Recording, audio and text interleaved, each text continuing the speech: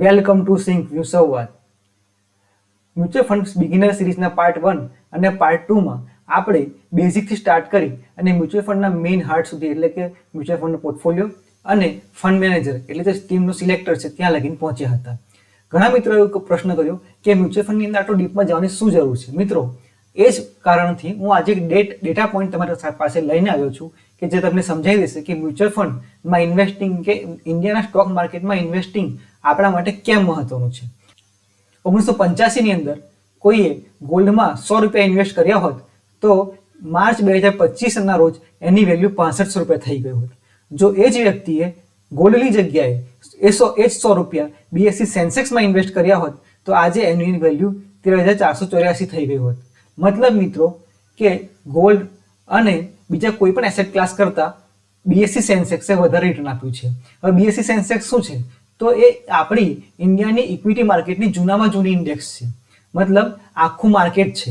જો આખું માર્કેટ આટલું રિટર્ન આપ્યું હોય તો માર્કેટમાંથી એક્ટિવલી જો કોઈ ઇન્વેસ્ટિંગ કર્યું હશે તો 100% એના કરતાં વધારે રિટર્ન મેળવ્યું હશે.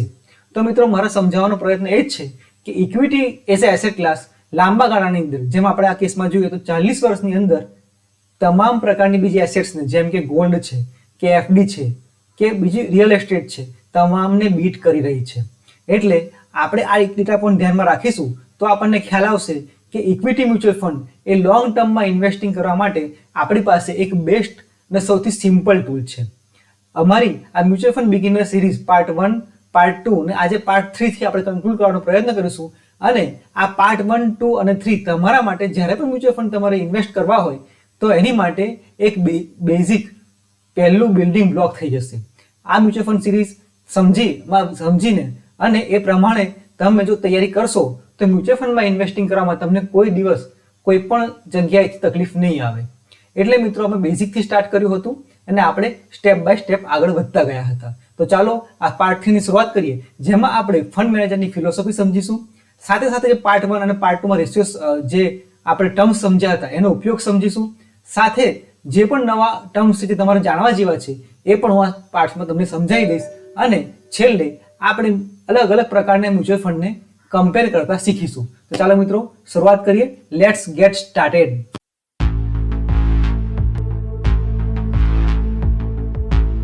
તો મિત્રો, આપણે પાર્ટ 1 અને પાર્ટ 2 માં જે ટર્મ્સ શીખ્યા હતા એમાંથી 3 સિમ્પલ ટર્મ જે આપણે રહી ગઈ હતી એ આ વિડીયોમાં શરૂઆતમાં ચાલુ કરી દઈએ કે સમજી લઈએ. મિત્રો, આપણે મ્યુચ્યુઅલ ફંડ બિગિનર સિરીઝની પાર્ટ 1 અને પાર્ટ 2 ની અંદર ઘણી બધી ટર્મ્સ મ્યુચ્યુઅલ ફંડ વિશે સમજ્યા હતા. એમાં 3 સિમ્પલ ટર્મ્સ છે એ આપણે આ વિડીયોની શરૂઆતમાં સમજી લઈએ. તો પહેલી છે SIP, systematic investment plan. SIP નો મતલબ શું થાય છે કે દર મહિને તમે એક ફિક્સ એમાઉન્ટ એક ફિક્સ ડેટના રોજ મ્યુચ્યુઅલ ફંડની અંદર ઇન્વેસ્ટ કરો છો. બરાબર? માની લો કે અહીંયા 5000 રૂપિયા છે તો 5000 રૂપિયા તમે દર મહિને જેમ બચત ખાતામાં ઇન્વેસ્ટ કરતા હશો, પોસ્ટમાં ઇન્વેસ્ટ કરતા હશો, પીએલઆઈમાં ઇન્વેસ્ટ કરતા હશો, એમ તમે મ્યુચ્યુઅલ ફંડની અંદર કોઈ બી સ્પેસિફિક સ્કીમની અંદર એક સ્પેસિફિક ડેટના રોજ તમારા બેંક એકાઉન્ટમાંથી કપાઈને એ રૂપિયા એ મ્યુચ્યુઅલ ફંડ સ્કીમની અંદર જમા થાય છે. બરાબર? બીજો જે મહત્વની ટર્મ છે એ એસડબ્લ્યુપી. હવે એસઆઈપી ની અંદર આપણા રૂપિયા આપણી બેંક એકાઉન્ટમાંથી જે સ્કીમ છે એમાં જમા થાય છે. એસડબ્લ્યુપી ની અંદર પહેલા એટલે કે શરૂઆતમાં આપણે એક મોટી એમાઉન્ટ મ્યુચ્યુઅલ ફંડ સ્કીમમાં જમા કરાવી દઈએ છીએ. માની લો કે 10 લાખ કે 15 લાખ. પછી ત્યાંથી દર મહિને એક ફિક્સ એમાઉન્ટ આપણા એકાઉન્ટમાં એટલે કે બેંક એકાઉન્ટમાં આવે છે. માની લો કે તમે 10 લાખ રૂપિયા જમા કરાયા અને તમે દર મહિને 50000 રૂપિયા તમારા બેંક એકાઉન્ટમાં આવે એ પ્રકારની વ્યવસ્થા કરી તો એને આપણે એસડબ્લ્યુપી કહીશું. મતલબ કે સિસ્ટમેટિકલી વિથડ્રોઅલ પ્લાન. ત્રીજી જે મહત્વની ટર્મ છે જે આપણે પહેલા પાર્ટમાં બી સમજ્યા હતા પણ ફરીથી કોઈ સમજાવી દઉં છું, એ છે નેટ એસેટ વેલ્યુ. ઘણા લોકો એવું સમજે છે કે એનએવી ઓછી હોય એટલે કે નેટ એસેટ વેલ્યુ ઓછી હોય તો એ મ્યુચ્યુઅલ ફંડ સારો કહેવાય કારણ કે એની એનએવી આગળ જતા વહેલા વધશે કાં તો વેલ્યુ ઉપર જશે. મિત્રો, આ મિસકન્સેપ્શન છે. આપણે પહેલા પાર્ટમાં સમજ્યા એમ અલ્ટિમેટલી આપણા રૂપિયા ક્યાં જાય છે તો મ્યુચ્યુઅલ ફંડના પોર્ટફોલિયોમાં જાય છે. જ્યારે પોર્ટફોલિયોના રહેલા સ્ટોક્સની વેલ્યુ વધશે ત્યારે આપણા મ્યુચ્યુઅલ ફંડના પોર્ટફોલિયોની વેલ્યુ વધશે અને ત્યારે જ આપણી એનએવી પણ વધશે. એનએવીને ઓછી હોવી શરૂઆતમાં મતલબ એનએવી આગળ વધી જશે એ કોઈ પ્રકારની ધારણા રાખવી એ મિસકન્સેપ્શન છે. એક કન્ફ્યુઝન તમારા બ્રેનમાં ઊભું કરશો નહીં. કારણ કે એનએવી ઓછી હોય કે એનએવીમાં જ્યારે શરૂઆતમાં ઓછી હોય ત્યારે એનએફઓ આવે છે ત્યારે લઈ લઈએ, આ પ્રકારની કોઈ પણ માન્યતા ખોટી છે. એનએવીને માત્ર ને માત્ર તમારા મ્યુચ્યુઅલ ફંડના પોર્ટફોલિયોની વેલ્યુ સાથે મતલબ છે. જો પોર્ટફોલિયોની વેલ્યુ ઇન્ક્રીઝ થશે તો તમારી NAV ઇન્ક્રીઝ થશે અને તો જ તમારું મ્યુચ્યુઅલ ફંડની અંદર રિટર્ન બનશે. એટલે NAV ની વેલ્યુ હંમેશા આપણે એક તો સમજવી કે જેમ મ્યુચ્યુઅલ ફંડની અંદર આપણે માની લો 1 લાખ રૂપિયા ઇન્વેસ્ટ કર્યા તો આપણને 5000 યુનિટ્સ મળી ગયા. હવે 5000 યુનિટ્સ મળ્યા હશે તો એક યુનિટની વેલ્યુ 20 રૂપિયા હશે. એટલે હવે એ 20 રૂપિયાની જે એક યુનિટની વેલ્યુ છે એટલે એને NAV કહીશું. પરંતુ એ NAV ની વેલ્યુ માત્ર ને માત્ર આપણે જે પોર્ટફોલિયો છે એની સાથે જોડાયેલી છે. એટલે જ્યારે આપણા ઇન્ડિવિજ્યુઅલ જે મ્યુચ્યુઅલ ફંડ સ્કીમ છે એની અંદર જે પોર્ટફોલિયો છે એની વેલ્યુ ઇન્ક્રીઝ થશે, કારણ કે ઇન્ડિવિજ્યુઅલ સ્ટોક્સની વેલ્યુ ઇન્ક્રીઝ થશે ત્યારે આપણે પોર્ટફોલિયોની વેલ્યુ ઇન્ક્રીઝ થશે. જ્યારે આપણે પોર્ટફોલિયોની વેલ્યુ ઇન્ક્રીઝ થશે ત્યારે જ આપણી NAV ની વેલ્યુ ઇન્ક્રીઝ થશે. એટલે NFO આવે ઓછી NAV છે એટલે NFO માં ઇન્વેસ્ટ કરી નાખીએ એ પ્રકારની માન્યતા રાખશો નહીં. એટલે આ 3 ટર્મ આપણા ગયા વખતે રહી ગઈ હતી. બીજી એક મહત્વની ટર્મ છે જે લમસમ તરીકે વારંવાર તમે સાંભળ્યું કે લમસમ ઇન્વેસ્ટ કર્યું. મિત્રો SIP માં આપણે સિસ્ટમેટિકલી દર મહિને ઇન્વેસ્ટ કરીએ છીએ એટલે SIP કહેવામાં આવે છે. લમસમ મતલબ તમે માની લો કે વર્ષમાં તમારે એક જ વખત ઇન્વેસ્ટમેન્ટ કરવાનું છે. 12 મહિનાની અંદર તમે 1 લાખ રૂપિયા ઇન્વેસ્ટ કરો છો એટલે વર્ષમાં એક વખત કરો છો તો એને આપણે લમસમ કહીશું. એટલે આ પણ એક ટર્મ્સ છે જે વારંવાર યુઝ થતી હોય છે. આગળ પણ એક ઇન્ડેક્સ ફંડના વિડીયોમાં મેં વાત કરી છે કે ઇન્વેસ્ટિંગની અંદર 2 ટાઈપની સ્ટ્રેટેજી મુખ્ય હોય છે, જેમને કહેવાય છે એક્ટિવ સ્ટ્રેટેજી અને પેસિવ સ્ટ્રેટેજી. બરાબર. એક્ટિવ સ્ટ્રેટેજીનો મતલબ એવો છે કે તમારે અને તમારા રોકાણ વચ્ચે એક ફંડ મેનેજર રહેલો છે. બરાબર. પેસિવ સ્ટ્રેટેજીનો મતલબ એવું છે કે માત્ર એક રૂલ બેઝ ઇન્વેસ્ટિંગ થાય છે. હવે એક્ટિવ અને પેસિવ ફંડને એક ઉદાહરણથી સમજાવી લઈએ તો પેસિવ ફંડ એટલે તમે એક ટ્રેનમાં બેઠા છો ને ટ્રેન એક ફિક્સ શેડ્યુલથી ચાલશે, એક ફિક્સ રૂટ પર જશે અને વચ્ચેના કોઈ સ્ટેશન પર જ્યાં ટ્રેનનું શેડ્યુલ છે ત્યાં જ ઊભી રહેશે. જ્યારે મોસમ ખરાબ આવશે ત્યારે ટ્રેનની સ્પીડ ઓછી થશે ખરી, પણ સારા મોસમની અંદર પણ ટ્રેન એક ફિક્સ સ્પીડથી વધારે વધી શકશે નહીં. એટલે એને પેસિવ ફંડ પ્રકારનું છે કે ફિક્સ રૂલ છે, ફિક્સ નિયમ છે, ફિક્સ શેડ્યુલ છે, ફિક્સ સ્ટેશન છે.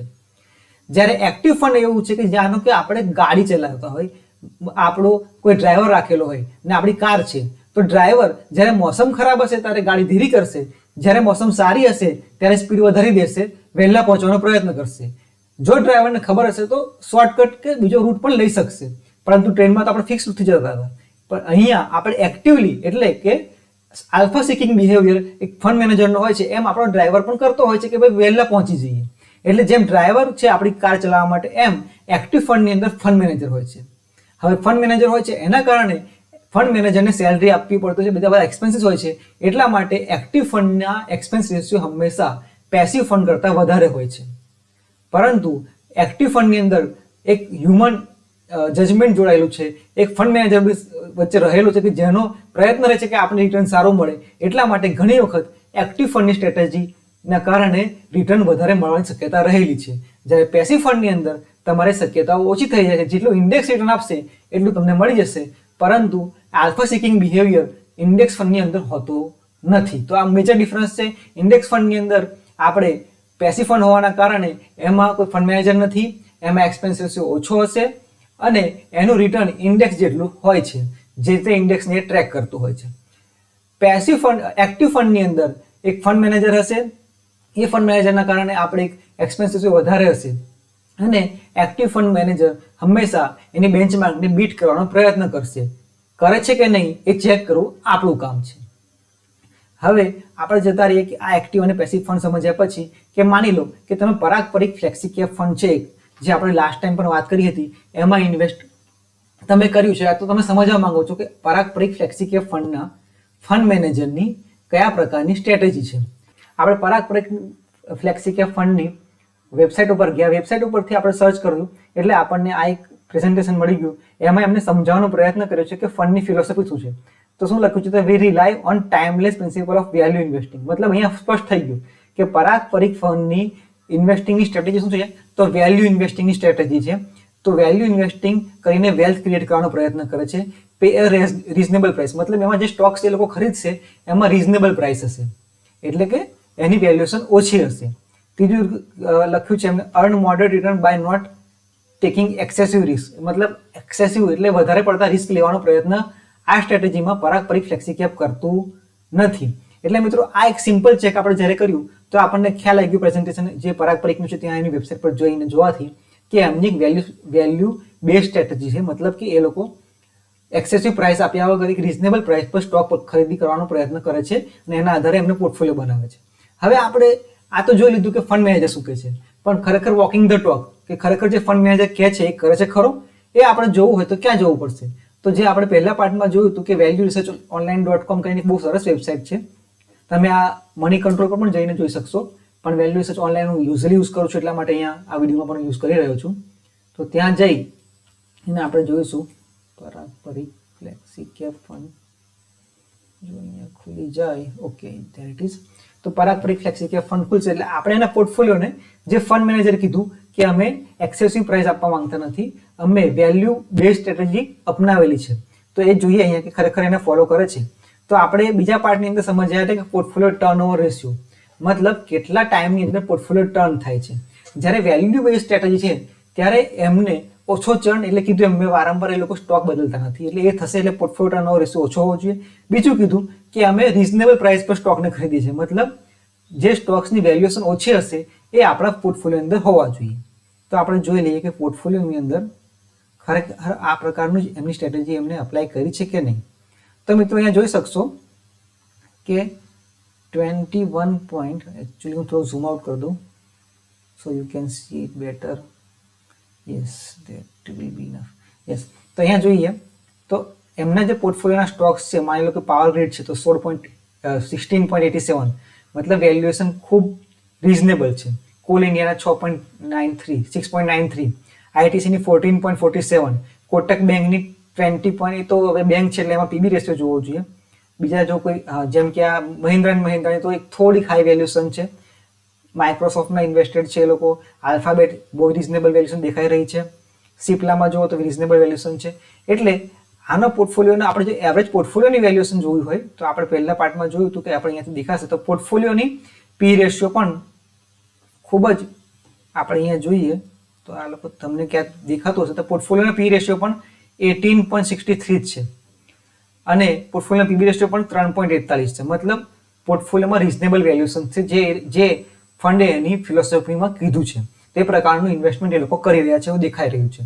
મિત્રો હવે આપણને એ થાય કે આ તો આપણે વેલ્યુ ઇન્વેસ્ટિંગ શીખ્યા કે વેલ્યુ ઇન્વેસ્ટિંગ વાળી સ્કીમ જોઈ.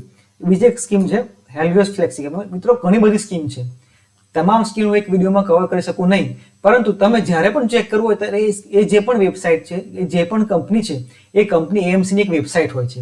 એએમસીની વેબસાઇટ પર જઈ અને તમે એની ફિલોસોફી વિશે સમજવાનો પ્રયત્ન કરો અને પછી આપણે જે પાર્ટ 2 ની અંદર શીખ્યા છે જે રેશિયોઝ છે, પોર્ટફોલિયોના રેશિયોઝ છે, એની સાથે કમ્પેર કરો કે જે ફંડ મેનેજર કહે છે કરે છે કે નહીં. તો અહીંયા પણ જોઈ લઈએ એક વખત.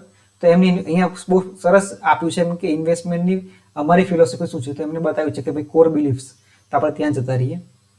તો પારંપરિકની હેલિયોસની જે ઇન્વેસ્ટિંગની ફિલોસોફી છે તો અહીંયા લખ્યું છે કે ભાઈ અમે ઇન્વેસ્ટિંગ કરવા માટે એલિમિનેશનનું ફ્રેમવર્ક અપનાવીએ છીએ. મતલબ elimination investing utilizing our unique EI trademark framework. Elimination trademark વાળો ફ્રેમવર્ક છે. Avoid permanent loss of capital, એટલે જ્યારે પણ ઇન્વેસ્ટરને લોસ ઓફ કેપિટલ થવાની શક્યતા હોય ત્યારે એ પ્રકારના ઇન્વેસ્ટમેન્ટ આ લોકો કરતા નથી. ઇન્વેસ્ટ વિથ ટેલવિન્ડ, મતલબ જે પણ સેક્ટરમાં સારું અર્નિંગ ગ્રોથ હોય. ટેલવિન્ડ્સ મતલબ કે જેમાં નેટ પ્રોફિટ વધવાની શક્યતા હોય એ પ્રકારના અંદર ઇન્વેસ્ટ કરે છે. ડીપ ફંડામેન્ટલ રિસર્ચ કરીએ છીએ અમે, એવું કે લોકો કહેવા માંગે છે. Knowledge base investing, seeking the truth, invest in steps of 1 to 3 year terms, sensible diversification over concentration. એટલે ડાયવર્સિફિકેશન વાળી સ્ટ્રેટેજી બહુ મહત્વનો પોઈન્ટ છે કે વધારે સ્ટોક્સ હશે આ લોકોના પોર્ટફોલિયોની અંદર. Risk management is a core value. એટલે મુખ્ય બે વસ્તુ કીધી કે ભાઈ એલિમિનેશન ફ્રેમવર્ક છે, એટલે કે પહેલા એલિમિનેટ કરવાનો પ્રયત્ન કરે છે. બીજું કીધું કે અમે permanent loss of capital avoid કરીએ છીએ અને ડાયવર્સિફિકેશન એટલે વધારે સ્ટોક્સ ખરીદવાનો પ્રયત્ન હેલિયોસ ફ્લેક્સી કેપ ફંડ કે હેલિયોસના ફંડ્સ કરતા હોય છે. હવે આપણે ફરીથી આપણી ક્રોસ ચેક કરવા માટે વેલ્યુએશન પર જઈશું અને આ ફંડની જે ફિલોસોફી કે છે એ પ્રમાણે ઇન્વેસ્ટ કરે છે કે નહીં ચેક કરવા માટે અહીંયા હેલિયોસ ફ્લેક્સી કેપમાં સર્ચ કરીશું. Helios flexi cap fund, yes there is. તો હેલિયોસ ફ્લેક્સી કેપ ફંડ ખુલશે. એટલે હેલિયોસ ફ્લેક્સી કેપ ફંડ ખુલ્યા પછી આપણે જેમ પારંપરિકમાં ચેક કર્યું હતું પોર્ટફોલિયો, એ રીતે અહીંયા ચેક કરીશું કે ભાઈ આમાં કીધું છે કે ડાયવર્સિફિકેશન એમનો મૂળ કોન્સેપ્ટ છે અને રિસ્ક મેનેજમેન્ટ પર ધ્યાન વધારે આપે છે રિટર્ન કરતા, અને વેલ્યુએશનનો કોઈ સ્પષ્ટ ઉલ્લેખ કર્યો ન હતો. એટલે આપણા માટે અહીંયા વેલ્યુએશન બેઝ સ્ક્રીનિંગ કરવું થોડુંક ડિફિકલ્ટ છે, પણ એટલું જોઈ શકાય કે ભાઈ સ્ટોક્સ વધારે છે, તો નંબર ઓફ સ્ટોક્સ 62 છે, બરાબર. અને રિસ્ક ડાયવર્સિફિકેશન વધારે કરવાનો પ્રયત્ન કર્યો છે. એટલે તમે સેક્ટર વાઇઝ પણ જુઓ તો સેક્ટર પણ એમને અલગ અલગ પ્રકારના સેક્ટરમાં ઇન્વેસ્ટિંગ અહીંયા એટલે વધારે ડાયવર્સિફિકેશન કરીને કરવાનો પ્રયત્ન કર્યો છે એવું દેખાઈ રહ્યું છે. અહીંયા જોઈ શકીએ આપણે તો ફાઇનાન્શિયલ, ઇન્ડસ્ટ્રીયલ, ટેકનોલોજી, કન્ઝ્યુમર એટલે ડાયવર્સિફિકેશનનો પ્રયત્ન છે અને અલગ અલગ સેક્ટરમાં જઈને ઇન્વેસ્ટ કરવાનો પ્રયત્ન મ્યુચ્યુઅલ ફંડના મેનેજરે કર્યો છે. એટલે મિત્રો આ જ બહુ મહત્વની વસ્તુ છે કે જ્યારે પણ આપણે ફંડ મેનેજરને ટ્રેક કરવો હોય કે ફંડ મેનેજર શું કહે છે, એ કરે છે કે નહીં, તો આ પ્રકારે કરી શકાય. સ્કીમમાં ઇન્વેસ્ટ કર્યું હોય અને ખ્યાલ ના આવતો હોય કે કયા પ્રકારની સ્ટ્રેટેજી અપનાવી રહ્યા છે, તો ચોક્કસ અમને કોમેન્ટમાં જણાવજો. અમે એ ફંડને પણ રિવ્યૂ કરવાનો પ્રયત્ન કરીશું. પરંતુ આજે આપણે સમજ્યા પાર્ટ 2 ની અંદર કે પોર્ટફોલિયોની અંદર જે ટર્મ્સ છે, જે પોર્ટફોલિયો ટર્મ્સ છે, પોર્ટફોલિયો ટર્નઓવર રેશિયો અને વેલ્યુએશન રેશિયો, એના આધારે તમે ફંડ મેનેજર જે કહે છે અને જે ખરેખર એકચ્યુઅલમાં પોર્ટફોલિયોમાં કરે છે એ આ વિડીયો પાર્ટ 3 જોયા પછી સમજી શકશો અને એ એપ્લાય પણ કરવાનો પ્રયત્ન કરજો. તો તમને ખ્યાલ આવશે કે ખરેખર તમે જે ફંડમાં 1 લાખથી 10 લાખ લગીના મોટા રોકાણ કરીને બેઠા છો એ ખરેખર એ જે કહે છે પ્રમાણે ઇન્વેસ્ટિંગ સ્ટ્રેટેજી ફોલો કરે છે કે નહીં, તો એ જોવાનો પ્રયત્ન ચોક્કસ તમારે દર 6 મહિને કે વર્ષમાં કરવો જોઈએ. આ જ રીતે ફંડને કમ્પેર કરવા હોય કે કયા કયા ફંડમાં શું ચાલી રહ્યું છે ને ફંડ ખરેખર કયા આધારે એમાં અલગ અલગ સ્ટ્રેટેજીને અપનાવે છે. તો વેબસાઇટ પર જઈ અને અહીંયા તમે નામ લખશો, જેમ આપણે અત્યારે જ 2 ફંડની વાત કરી કે જેમાં અલગ અલગ પ્રકારની સ્ટ્રેટેજી છે, તો હેલિયોસ, ફ્લેક્સીકેપ અને પરાગ પરીખને નાખી દઈએ તો આપણને ખ્યાલ આવે કે કયા પ્રકારની ડિફરન્સ છે બંને વચ્ચે.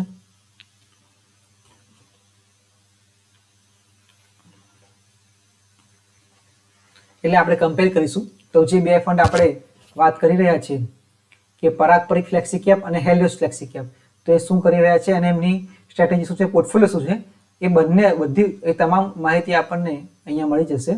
દિસ ફંડ પર જઈએ તો 2 ફંડને કમ્પેર કરીએ તો અહીંયા દેખાડી રહ્યું છે કે કેટેગરી તો બંનેની ફ્લેક્સીકેપ જ છે.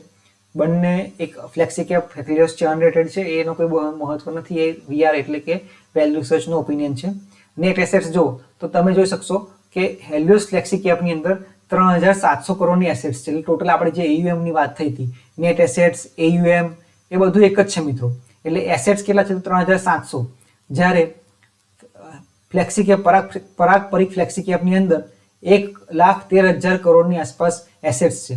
હવે રિટર્ન સિન્સ લોન્ચ તો આપણે એ જ્યારથી લોન્ચ થયો છે ત્યારથી રિટર્ન બતાવ્યો છે, પણ હેલિયોસ ફ્લેક્સીકેપ આપણે જોઈએ છે કે બહુ શોર્ટ ટાઈમમાં લોન્ચ થયેલો ફંડ છે, ખાલી 1 વર્ષ અને 9 મહિનામાં જ લોન્ચ થયેલો છે. તો એના માટે આપણે એ બેને ટાઈમના બેસિસ પર કમ્પેર કરી શકીએ નહીં, જ્યારે ફ્લેક્સીકેપ ઓલમોસ્ટ 12 યર્સથી ચાલી રહ્યો છે. એક્સપેન્સ રેશિયો દેખીએ તો પરાગ પરીખ આપણે હેલિયોસમાં કેમ કે નવો ફંડ છે તો એનો એક્સપેન્સ રેશિયો વધારે છે, જ્યારે પરાગ પરીખનો એક્સપેન્સ રેશિયો ઓછો છે કારણ કે ખાસો જૂનો 12 વર્ષ જૂનો ફંડ છે. હવે પોર્ટફોલિયો ટર્નઓવર રેશિયો, તો મિત્રો અહીંયા ખાસ ખ્યાલ આવી ગયો.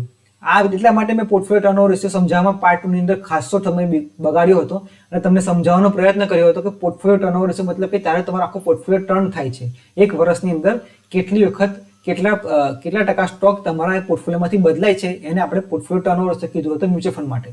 તો અહીંયા જોઈએ છે તો 50% પોર્ટફોલિયો ટર્નઓવર રેશિયો છે હેલિયોસ ફ્લેક્સીકેપનો, જ્યારે પરાગ પરીખ ફ્લેક્સીકેપનો 18% એટલે 18.49% છે. મતલબ પરાગ પરીખ એક સ્ટેબલ સ્ટ્રેટેજી અપનાવે છે, રિઝનેબલ વેલ્યુએશન, વેલ્યુ ઇન્વેસ્ટિંગ. જ્યારે અહીંયા દેખો તો ફ્લેક્સીકેપની આપણે હેલિયોસની અંદર વાત હતી ડાયવર્સિફિકેશન, એટલે મલ્ટિપલ સ્ટોક્સ ખરીદવાનો પ્રયત્ન કરતા હશે, એને કારણે પોર્ટફોલિયોમાં ટર્નઓવર વધારે છે, એટલે વધારે પ્રમાણમાં સ્ટોકમાં લેવડ દેવડ થાય છે. હવે એસેટ એલોકેશન પણ જોઈ શકીએ કે કયા કયા એસેટ્સમાં કોનું ઇન્વેસ્ટમેન્ટ છે, કયા ટાઈપનું છે. તો અહીંયા બંને જ ઇક્વિટી છે, પરંતુ હેલિયોસમાં ઇક્વિટીમાં પણ વધારે ઇન્વેસ્ટમેન્ટ અત્યારે 99% છે, જ્યારે પરાગ પરીખના 76% છે. એટલે આ પણ એક મહત્વનું પરિબળ છે, તમને અહીંયા ખ્યાલ આવી જશે. પછી ટોપ હોલ્ડિંગ એટલે મેક્સિમમ કયા હોલ્ડિંગમાં એમનું ઇન્વેસ્ટમેન્ટ છે, કઈ કંપનીમાં એમનું ઇન્વેસ્ટમેન્ટ છે, અને પોર્ટફોલિયોના પી રેશિયો પીવી રેશિયો. તો આપણે જોઈએ તો હેલિયોસનો પી રેશિયો પરાગ પરીખ કરતાં વધારે છે. કેમ? કારણ કે પરાગ પરીખ એ વેલ્યુ બેઝ સ્ટ્રેટેજી છે, જ્યારે હેલિયોસમાં એવી વેલ્યુ બેઝ સ્ટ્રેટેજી નથી. એટલા માટે એનો પી રેશિયો અને પીવી રેશિયો આપણે પરાગ પરીખ કરતાં વધારે છે. નંબર ઓફ સ્ટોક્સમાં પણ જોઈએ તો એકચ્યુઅલમાં હેલિયોસમાં ઓછા છે. સેક્ટર, કારણ કે સેક્ટર જોઈએ તો સેક્ટર પ્રમાણે પણ દેખાઈ રહ્યું છે કે હેલિયોસમાં રિઝનેબલી પહેલા 10 સ્ટોક્સની અંદર દેખીએ તો હેલિયોસની અંદર આપણે જે પહેલા વાત થઈ હતી કે ડાયવર્સિફિકેશનની સ્ટ્રેટેજી છે, તો હેલિયોસ ફ્લેક્સી કેપની અંદર પહેલા ટોપ 10 સ્ટોક્સમાં આપણે જોઈએ તો 34% જ ઇન્વેસ્ટમેન્ટ છે, જ્યારે પરાગ પરિકની અંદર 50% ઇન્વેસ્ટમેન્ટ ટોપ 10 સ્ટોક્સમાં છે. એટલે આ બેમાંથી વધારે અલગ અલગ પ્રકારના સ્ટોકમાં ઇન્વેસ્ટ કોણ કરી રહ્યું છે? તો દેખાઈ રહ્યું છે કે હેલિયોસ કરી રહ્યું છે, કારણ કે હેલિયોસની અંદર ટોપ 10 સ્ટોકમાં ખાલી 34% જ છે, બાકી એટલે સરખા પ્રમાણમાં અલગ અલગ સ્ટોકમાં વેચાયેલું છે. એટલે ડાયવર્સિફિકેશન છે, અલગ અલગ સ્ટોકમાં ડાયવર્સિફિકેશન છે. તો આ રીતે તમે પોર્ટફોલિયો કમ્પેર કરી શકશો. સાથે તમારે હવે અધર ડિટેલ્સ એટલે ફંડ મેનેજર કોણ છે એ જોવું હોય તો પણ અહીંથી દેખાશે. તમે કોઈ પણ ફંડને કમ્પેર કરી શકો છો. ટ્રેલિંગ રિટર્ન કે એ બધી વસ્તુનો એટલું મહત્વ નથી, કારણ કે આપણે હંમેશા ફંડને 3 વર્ષ કે 3 થી વધારે સમય માટે ફ્લેક્સી કેપ કે ઇક્વિટી ફંડને મેઝર કરવા જોઈએ રિટર્નના બેઝિસ પર. એના સિવાય એને મેઝર કરવાનો કોઈ મતલબ રહેતો નથી, કારણ કે 3 વર્ષ એક માર્કેટ સાયકલને પ્લે થતા મિનિમમ લાગતા હોય છે. એટલે 3 વર્ષનો સમયગાળો એક ફંડ મેનેજરને તમારે એક ફંડ સ્કીમને આપવો જોઈએ અને એના આધારે એને કમ્પેર કરવી જોઈએ. પરંતુ આ બહુ મહત્વના જે ફિલ્ટર્સ હતા એ આપણે એપ્લાય કર્યા. આપણે સમજવાનો પ્રયત્ન કર્યો કે ફિલોસોફી આ છે તો ખરેખર ઇન્વેસ્ટમેન્ટ પણ એ રીતે થાય છે કે નહીં. તો એમાં આપણે બંને ફંડમાં જોયું કે એ રીતે ઇન્વેસ્ટમેન્ટ થઈ રહ્યું છે. હવે તમે તમારી કોઈ ફંડમાં ઇન્વેસ્ટ કર્યો હોય કે જેની ફિલોસોફી અને ઇન્વેસ્ટમેન્ટ સ્ટ્રેટેજી તમને ખ્યાલ ના આવતો હોય તો અમને કોમેન્ટમાં જણાવજો. અમે ચોક્કસ તમારી મદદ કરવાનો પ્રયત્ન કરીશું. કે આ ટર્મનો શું મિનિંગ થાય છે, એસડબ્લ્યુપી નો મિનિંગ શું છે, એસઆઈપી નો મિનિંગ શું છે, ટર્નઓવર પોર્ટફોલિયો ટર્નઓવર રેશિયો એટલે શું, તો એ તમામ ટર્મ્સ તમને અમારા હેન્ડલ પરથી મળી જશે, તમે સમજી શકશો. સાથે સાથે મિત્રો, જ્યારે પણ તમને કોઈ પણ કન્ફ્યુઝન હોય કે આ ફંડ મેનેજર ખરેખર જે ઇન્વેસ્ટિંગ કરી રહ્યો છે એ પ્રકારની જ સ્ટ્રેટેજી જે વાત કરી રહ્યો છે એ પ્રકારનું ઇન્વેસ્ટમેન્ટ કરી રહ્યો છે કે નહીં, તો અહીંયા અમે દર મહિને એક ફંડ મેનેજરને રિવ્યૂ કરવાનો પ્રયત્ન કરતા હોય છે બેઝડ ઓન ડેટા અને એમના જે ઇન્ટરવ્યૂ હોય છે એના આધારે. તો એક અમારી ફંડ મેનેજર વેન્ટેજ પોઈન્ટ કરીને ઇંગ્લિશમાં એક થ્રેડ અમે પબ્લિશ કરીએ છીએ, તો એ બી તમને આ ટ્વિટર હેન્ડલ પરથી મળી જશે. એટલે સિંક સંવાદ દ્વારા અમે ગુજરાતના દરેક ઇન્વેસ્ટરને ઇન્ફોર્મ ઇન્વેસ્ટર બનાવીએ. એટલે મિત્રો, જો તમને અમારા વિડીયો ગમતા હોય તો ચોક્કસ લાઇક કરજો, સબસ્ક્રાઇબ કરજો અને અમને ફીડબેક કોમેન્ટમાં આપજો. થેન્ક યુ મિત્રો. જય હિન્દ.